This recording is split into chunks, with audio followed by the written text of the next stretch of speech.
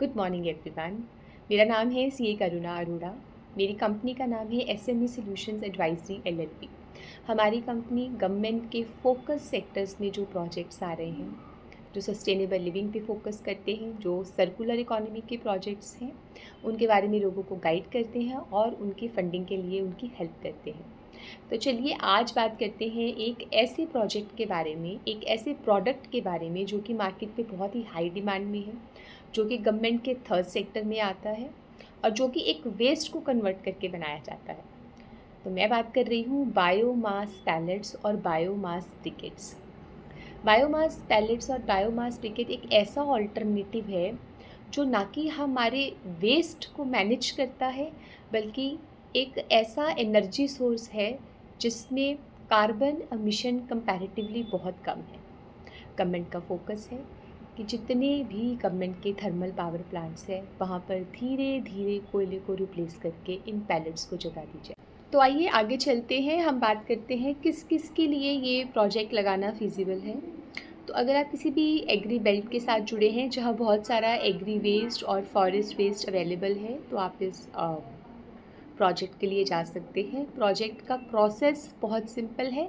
Raw material है agree waste और and product है उस एग्री वेस्ट को एक पैलेट या ब्रिकेट पे कन्वर्ट करना।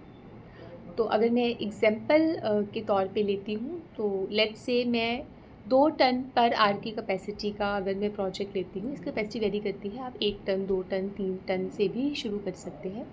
तो अगर आप 2 टन पर आर की कैपेसिटी का प्लांट लगाने की सोच रहे हैं, तो उसके लिए आपको आधा एकड़ का लैंड का रिक्वायरमेंट है और बहुत अच्छी क्वालिटी की अगर आप मशीनरी के लिए जाते हैं तो वो आपकी कॉस्टिंग आएगी 70 to 80 लैक्स। और अगर मैं इसमें बिल्डिंग का शेड कंस्ट्रक्शन का पार्ट भी इंक्लूड कर लेती हूँ तो आपकी एडिशनल कॉस्ट आ जाएगी 30-35 लैक्स। और इसमें अगर हम वर्किंग कैपिटल का भी एक कंपोनेंट कंसिडर करते हैं, तो क्योंकि सीजनल प्रोजेक्ट है, सीजनल प्रोडक्ट है रॉ मटेरियल, तो आपको स्टॉकिंग की ज़रूरत पड़ेगी। तो वो 1 करोड़ के करीब लगभग आपका वर्किंग कैपिटल का रिक्वायरमेंट रहेगा। तो कुल मिला के 2 करोड़ की इन्वेस्टमेंट के साथ आप ये 2 टन पर आवर का प्लांट स्टार्ट कर सकते हैं। और इस 2 करोड़ में आपको सिर्फ 50 लाख अपना डालना है और बाकी का आपका बैंक से फंड हो जाएगा। तो अगर आप इससे भी कम 1 टन का लगाने की सोच रहे हैं, तो वो आप 25 से 50 लाख अगर आपके खुद के फंड्स भी हैं, तो आप बहुत आराम से 1 टन कैपेसिटी का प्लांट लगा सकते हैं। तो अब तक हम रॉ मटेरियल की बात कर चुके हैं, प्रोसेस की बात कर चुके हैं, इन्वेस्टमेंट की बात कर चुके हैं। तो अब हम बात करेंगे इस प्रोडक्ट की मार्केट में डिमांड।